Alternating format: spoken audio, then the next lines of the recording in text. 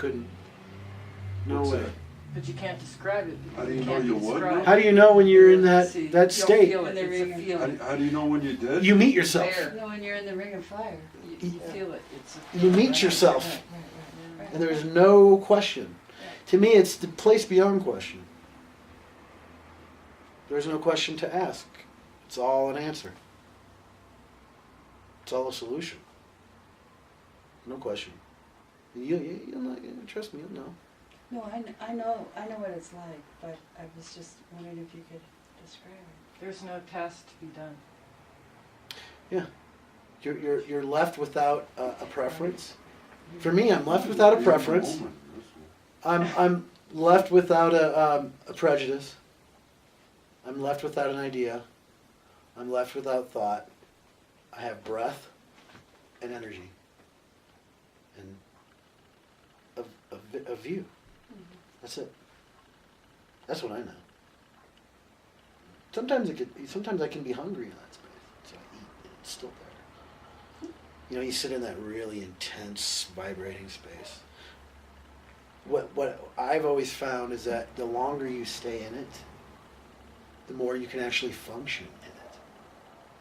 So then you begin to cook your food in eternal bliss. And then when you give that food to somebody, they're like, wow, bam-o. It's really kind of cool. So the more time you decide to spend in that sacred space, you'll find that you can actually get up and walk around in it. I mean, it's different. Mm-hmm. It's a lot different. The body itself, moving it around, is a much different experience. You can talk in it without it dimming. You can watch something without it dimming. And then you'll find where you peter out. You'll find how much personal power you actually have by watching how long you can maintain it from a high perspective before you skid down and begin to not like it. You know what I mean? Where Well, you get that. you kind of have to do it in baby steps, and Right. then you build a tolerance for it, Mhm. so that you know, then you can wield it. Well, it used to be Matilda over there. Her husband Volney, we'd sit down, and I could truly grab his hand and yank him into that space, like Don Juan slapping on the back. We don't do that anymore. We don't even make the movement of a hand slapping on the back. That ended with Don Juan. That was Don Juan's affinity to do that, to walk up to somebody and go, "Hi, whammo," and all of a sudden they're like, in a state of higher awareness, because he liked that. Carlos didn't do that. He did it to me once, be for effect, because I had it all plotted out from what I read. How ridiculous is that? Yeah, the whole thing plotted out by what I read. So he goes, "Oh yeah, you need this, don't you?" Oh wow, there I am. He's like, "Yeah, but that's not necessary." Then he looks at me, and it's much more intense than the slap on the back. Just woof, in you go. Yeah, pretty damn cool.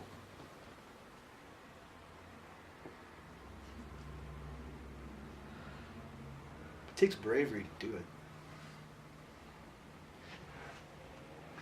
Lots. Consistent.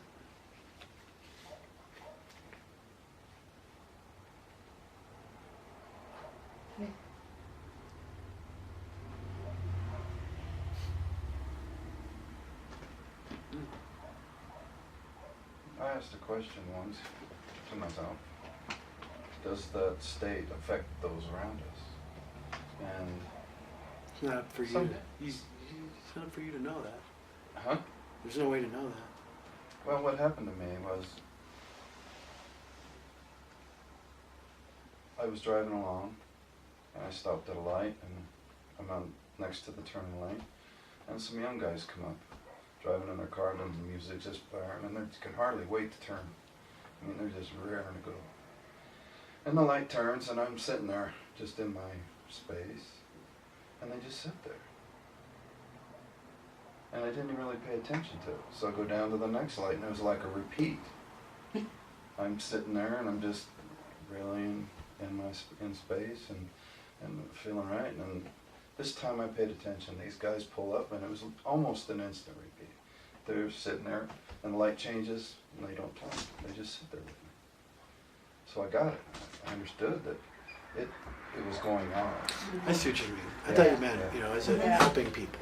Yeah. When you're in that space, Yeah. standing in the grocery store, is that helping the person standing next to you? Yeah.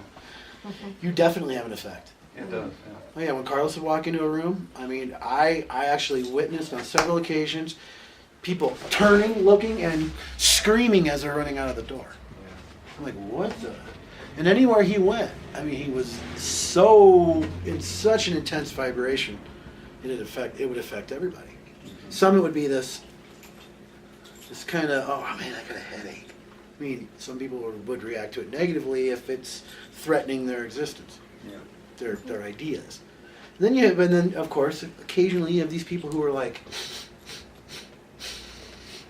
hi, nice to meet you. Wow. And bam, they become devotees, followers, whatever you call it, students, apprentices.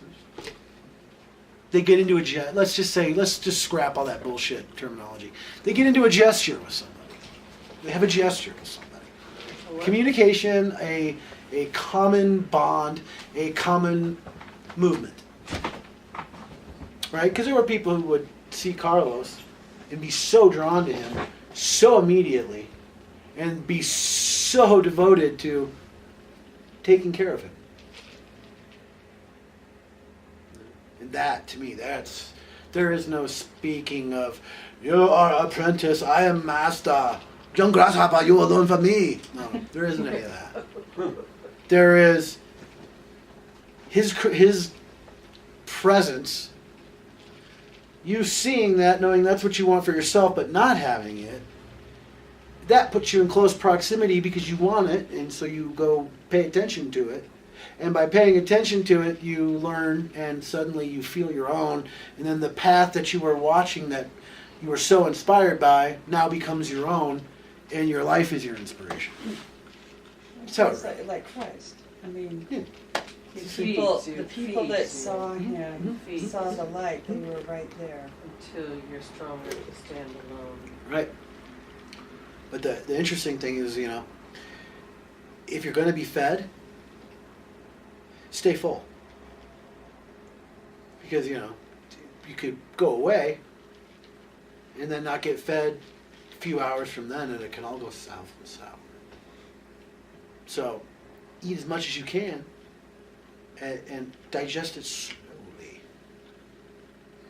Because that way you build. You build your own storehouses of energy. You start accessing pockets of your own energy. And then when you go, I know what it's like to be fed that intense spiritual energy. But that food's not around. But I need it.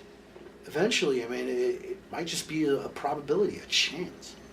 But occasionally, you spot where you have a bunch stored under some dilemma, under some problem, under some fear, is a whole storehouse of your food.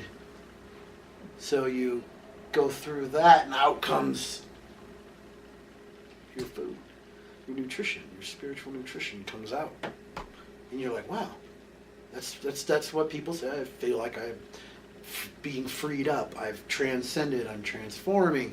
The whole thing. They're taking the layer of mold on that energy, right? All their fear, and just scraping it off, and it just comes flowing back out. See, the soul is not forceful. If you want to cover it in chaff, and cover it in chaff, and cover it in chaff, and cover it in chaff, it's not going to resist. If you want to bury it, and keep covering it in dirt, and just using it to go and have your neat little life you want to have,